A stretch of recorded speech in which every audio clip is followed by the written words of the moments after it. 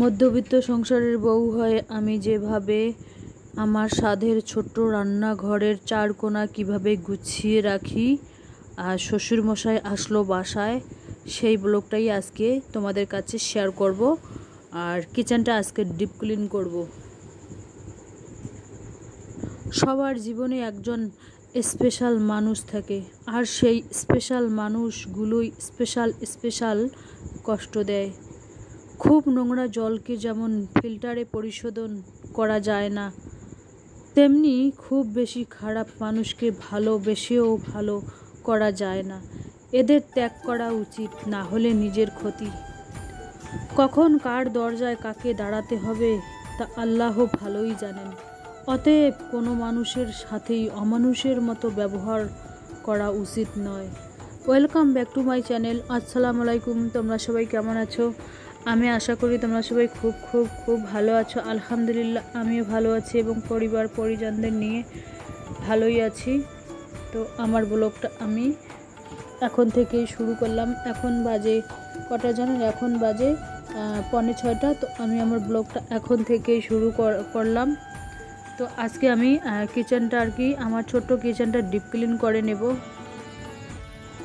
কারণ অনেক দিন থেকে কিচেনটাকে আমি ওই শুকনো ন্যাকড়া দিয়েই মোছামুছি করি, এমনি ছাপের পানি টানি দিয়ে করি, টুকিটাকিভাবে করি।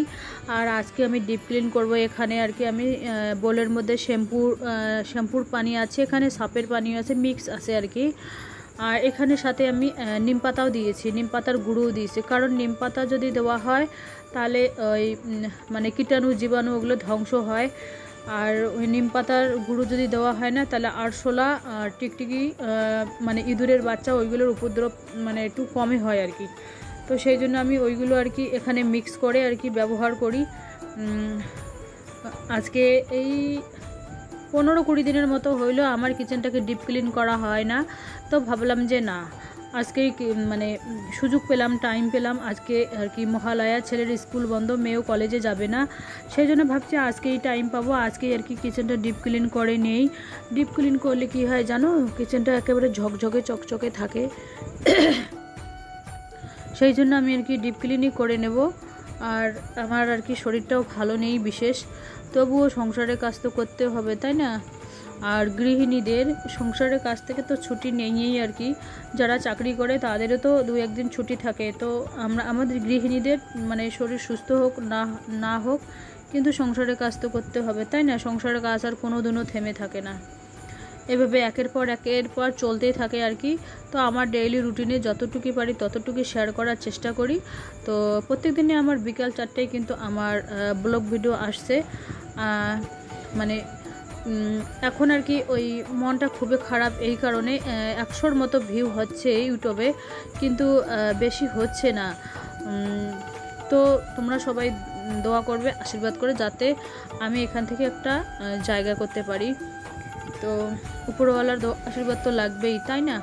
তো চলো, যতটুকু কাজ পারি এবার আমি বিছানাটা পরিষ্কার ঝাড়াঝাড়ি করে গুছিয়ে নেব। কারণ আজকে না লাইট নেই। কালকে রাতে খুব বিদ্যুৎ চমকাচ্ছিল, খুব কি বিদ্যুৎ চমকাচ্ছিল, আমি একেবারে ভয়ে জড়সড়ো। আমার আবার বিদ্যুৎ চমকালে ঘুম হয় না, সেজন্য আজকে আমার ঘুম হয়নি। ওই সারা রাতে মুষলধারা বৃষ্টি আর ওই রকম বিদ্যুৎ চমকায়, তো ওই জন্য ঘুম হয়নি। তো ভাবলাম যে সমস্ত সংসারের কাজ সাত সকালে সেরে নিয়ে একটু ঘুমাবো। তো আবার কারেন্টও নেই বাসায়, তো আজকে হয়তো ইন্ডাকশনে রান্নাও করতে পারবো না, গ্যাসের মধ্যেই ওই রান্না করতে হবে। গ্যাস তো শেষের দিকে টিপুভাবে চলছে গ্যাস, তো ওই কারণে তো সেই জন্য গ্যাসের আশায় আছি ওই কারেন্টের আশায় আছি। আর মোবাইলগুলো কারো চার্জ নেই, সবার অল্প অল্প চার্জ আছে। তো আমাদের এদিকে না বিদ্যুৎ চমকালে সারাদিন, কোনোদিন 1-2 এরকম করে কারেন্ট আসে না তো সেই জন্য ভাবলাম যে না, চাটা করে নিই। তো আমি ওই গ্যাসের মধ্যে চাটা করে নিয়েছি। ওই ব্যাক কামরায় গোলা রুটিও করে নিয়েছি, কারণ রুমটা খুব অন্ধকার ছিল, তো সেই জন্য তো এই যে দেখুন, এখন কারেন্ট চলে আসলো। মানে আসে আবার যায় আমি কীরকম করি জানো, যখন কারেন্ট যায় তখন আবার আমি ওই মোবাইলে স্ট্যান্ডে রেখে থাকি, কারণ ওই ভিডিও করার সময় কারেন্ট গেলে না খুব খারাপ লাগে। তখন আমি কি করি, ওইখানে অফ রেখে আবার অন্যরকম কোনো বাইরের কাজ করি, তারপরে আবার যখন লাইট আসে আবার আর কি ভিডিও চালু করি। মানে এক নাগাড়ে আর কি আমার ভিডিওটা হয় না, ওই জন্য টাইম লাগে বেশি।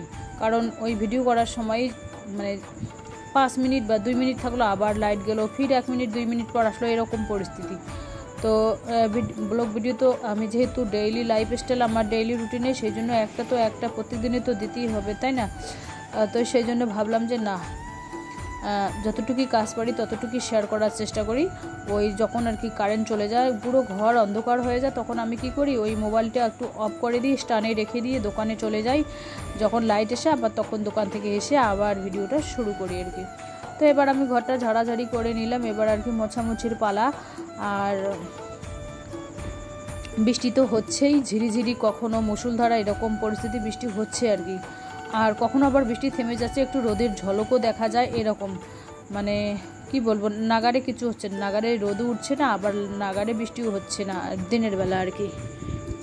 তো আমি ব্যাক ক্যামেরায় সমস্ত কাজ করে নিয়েছি, একটু ঝিরিঝিরি বৃষ্টি পড়ছিল, একটা পুরানা নাইটি পরে সংসারের সমস্ত কাজ, একেবারে মুরগিদের খাবার দেওয়া থেকে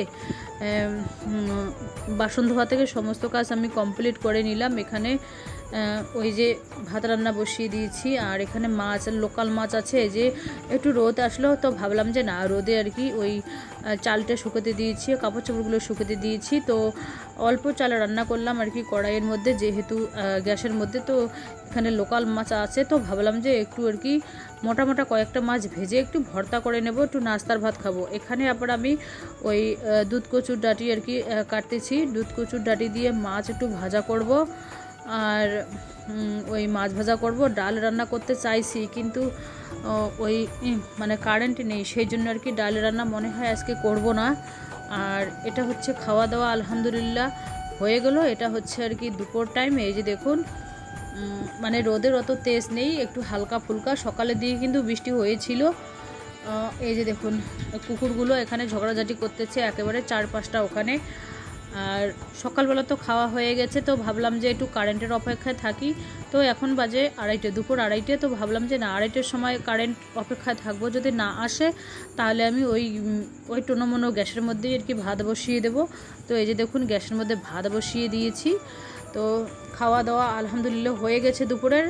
তো এটা হচ্ছে বিকাল টাইম। খাওয়া দাওয়া হওয়া মাত্র কিছুক্ষণের মধ্যে আর কি আমার শ্বশুরমশাই আমার বাসায় আসলো। তো ওনাকে বললাম ভাত খেতে, তো ভাত নাকি খেয়ে আসলো। তো বললাম যে চা খাও। তো এই যে দেখুন, এখানে চা করে নিচ্ছি, লাল চা দিয়ে আর কি বিস্কুট খাওয়া হবে, আমিও সাথে খেয়ে নেব। চা হলে তো কোনো কথাই নেই, বেশি তো গরম নেই, চা তো একটু চলবে, তাই না? সেই জন্য একটু চা করে নিলাম। মানে লেবু নেই, লেবু চা নেই, আর পানিটা কিন্তু আগের দিনের ছিল, সেই জন্য একটু চাটা ঘোলা ঘোলা হয়নি, ঠিকই আছে। এই যে দেখুন, এখানে ওদের চা দিচ্ছে। আর যে দেখুন, বৃষ্টি ভেজা, বৃষ্টি এখন বিকাল থেকে শুরু হয়েছে ঝিরিঝিরি, জানি না রাত্রিবেলা মনে হয় বৃষ্টি হবে, মেঘ কিন্তু গুরু গুরু ডাকছে। তো এই যে দেখুন, আর এখানে বিস্কিট আর কি। তো এটা হচ্ছে গুড ইভিনিং, এখন বর্তমান রাত 8:30 বাজে। তো এই যে দেখুন, এখানে ছেলেকে বললাম যে একটা বিস্কিটের প্যাকেট নিয়ে আসো, তো ব্রিটানিয়া একটা প্যাকেট নিয়ে আসলো। তো ওইগুলো বয়ামের মধ্যে আর কি ভরে রাখবো, বাইরে রাখলে হাওয়া বাতাসে পেয়ে একেবারে বিস্কুটগুলো একেবারে মানে হয়ে যাবে, মানে কি যেন নরম হয়ে যাবে, পরে আর খেতে চাইবে না কেউ, সেই জন্য বয়ামের মধ্যে রেখে দিলাম।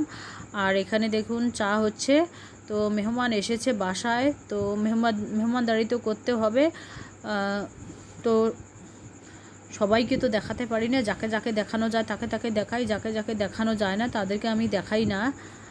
তো আজকে রাতে কি রান্না করব জানো? আজকে রাতেও মানে সব ধরনের সবজি একটা মাখা মাখা করে বানাবো, অন্য কিছু বানাবো না। সকালবেলা দুপুরবেলায় যেহেতু খেয়েছি। তো চলো, আজকের ব্লগটা এ পর্যন্তই। টাটা, আল্লাহ হাফেজ।